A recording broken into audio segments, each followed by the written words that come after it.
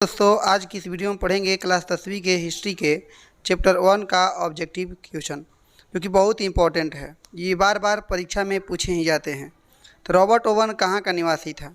France का, Germany का, Britain का या ऑस्ट्रिया का?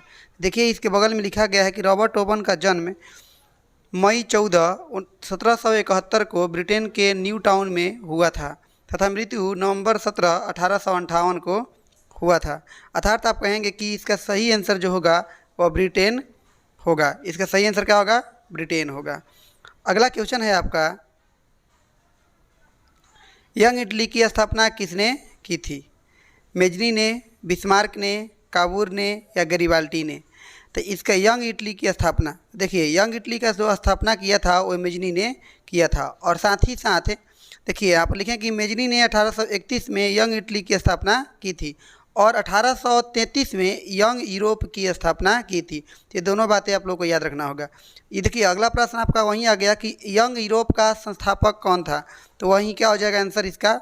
मेजनी हो जाएगा। अगला क्वेश्चन है, इटली का एकीकरण का मसीहा कौन था? इटली का एकीकरण का मसीहा था, इसका सही आंसर होगा मेजनी। आप पढ़ सकते हैं यहाँ पर कि इटली का एकीकरण का मसीहा मेजनी को कहा जाता है। मेजनी इटली में राष्ट्रवादियों के गुप्त दल कार्बोनेरी का सदस्य था।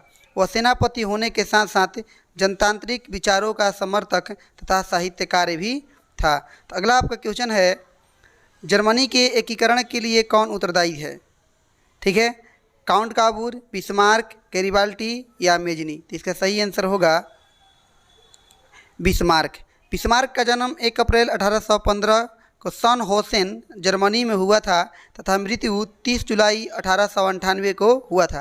देखिए जो एक्सप्लेनेशन हम लिख रहे हैं ना, ये बहुत इंपॉर्टेंट है। अगला प्रश्न आपसे ये भी पूछा जा सकता है कि बिस्मार्क का मृत्यु कब हुआ था या फिर बिस्मार्क का जन्म कहाँ हुआ था, ये सब चीज़ें पूछा जा सकता है, तो आप बता सकते हैं। ठीक है, जर्मनी के एकीकरण के लिए कौन उत्तरदायी था? तो बिस्मार्क। अगला आपका प्रश्न है, जर्मनी के एकीकरण का प्रमुख वास्तुकार कौन था? तो वास्तुकार का ये मतलब उसको गढ़ने वाला, वस्तु मतलब गढ़ने वाला होता है। तो जर्मनी के एकीकरण करने में जिसका सबसे अधिक योगदान था वह बिस्मार्क का था। तो अगला आपका क्वेश्चन है, इटली के एकीकरण में निम्न में से किसका संबंध नहीं है? बिस्मार्क का, मेजनी का, काबूर का या गैरिबाल्टी का? तो इटली के संबंध में बिस्मार्क का कोई संबंध नहीं है, इसका सही आंसर होगा। अगला है, फ्रांस में किस शासक वंश की पुनर्स्थापना वियना कांग्रेस द्वारा की गई थी? हिप्सबर्ग, अर्लियाबर्ग या फिर बुर्बो वंश या जरसाही? इसका सही आंसर होगा बुर्बो वंश। बुर्बो वंश के बारे में यहाँ पर लिखा गया है कि वियना कांग्रेस द्वारा बुर्बो वंश की स्थापना की गई थी।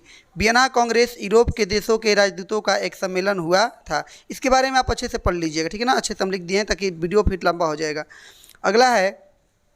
अगला क्वेश्चन आपके सामने है, यूरोप का मरीज किसे कहा जाता है? आप सभी को पता होगा कि यूरोप का मरीज किसे कहते हैं, तो ये आपको इसका सही आंसर होगा तुर्की।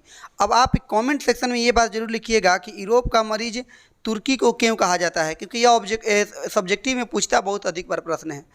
आप अगर इसको पढ़े होंगे तो आप लोग देख चुके होंगे कि किस तरह से एक सुखी संपन्न देश कैसे मरीज बन बैठता है। ठीक है, तो अगला आपका प्रश्न है, बिस्मार्क क्या था? बिस्मार्क, देखिए बिस्मार्क एक कूटनीतिज्ञ था। इसका सही आंसर क्या होगा? कूटनीतिज्ञ। बिस्मार्क एक कूटनीतिज्ञ था, साथ ही साथ वह बिस्मार्क जर्मन साम्राज्य का प्रथम चांसलर तथा तत्कालीन यूरोप का प्रभावी राजनेता भी था। अगला आपका क्वेश्चन है, वियना सम्मेलन कब हुआ था? देखिए वियना सम्मेलन 1815 को हुआ था। आप ऑप्शन में कर लीजिएगा, सभी का टेस्ट होगा। 1815 में हुआ था। ठीक है, तो ये वियना सम्मेलन के बारे में आप लोग यहाँ पर पढ़ सकते हैं। आगे, जलवेराइन एक संस्था थी, कैसी? तो ये जलवेराइन जो एक संस्था थी व्यापारियों की। अगला आपका क्वेश्चन है, गरिबाल्टी पेशे से क्या था? तो गरिबाल्टी पेशे से नाविक था। इसका सही आंसर क्या हो जाएगा? नाविक। अगला है, जालवेरिन की स्थापना किस राज्य ने की थी? तो आपको पता होगा कि जालवेरिन की स्थापना प्रसा किसने किया था? तो प्रसा ने किया था। आगे है, लाल कुर्ती का गठन किसने किया था? आपको ये लाल कुर्ती से समझ में आ गया होगा किसने किया था। वो लाल कुर्ती का गठन करने वाला कौन था? तो लाल कुर्ती का गठन करने वाला गैरिबाल्डी था। यह बहुत लड़ाकू किस्म का व्यक्ति था। वह हमेशा युद्ध करने के लिए सोचता था, और ये क्योंकि यह एक सैनिक था और सैनिक है तो वह युद्ध तो लड़बे करेगा, इसलिए उसने एक लाल कुर्ती का गठन किया था जिसमें 20 से 40 वर्ष के बच्चे आ सकते थे। अगला आपका प्रश्न है, जर्मन राइन राज्य का निर्माण किसने किया था? जर्मन राइन राज्य का निर्माण किसने किया था? तो इसका सही आंसर होगा नेपोलियन बोनापार्ट।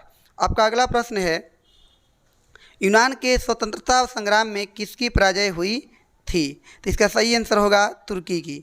अगला आपका ऑप्शन है, रक्त एवं लौह की नीति का अवलंबन किसने किया था? इसका आंसर सही होगा बिस्मार्क ने।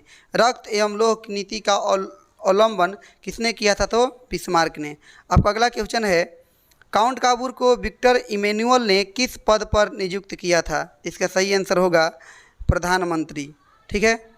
अगला आपका क्वेश्चन है, वार एंड पीस किसकी रचना है?